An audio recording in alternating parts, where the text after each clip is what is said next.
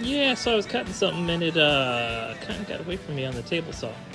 So let me show you how I'm gonna fix it. Okay, first we're gonna cut some 1-inch strips of 1/4-inch plywood on the table saw. Then we're gonna cut them on the chop saw. Then I'm gonna pin them on almost like a concrete form. All right, now we got the Bondo in, preparing those divots. Okay, so the Bondo has filled those holes quite nicely, and I've pulled off the forms so we can sand it.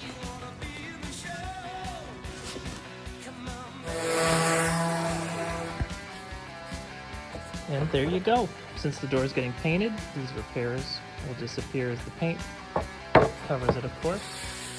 And really, it doesn't feel any worse than the back of a piece of plywood usually is anyway.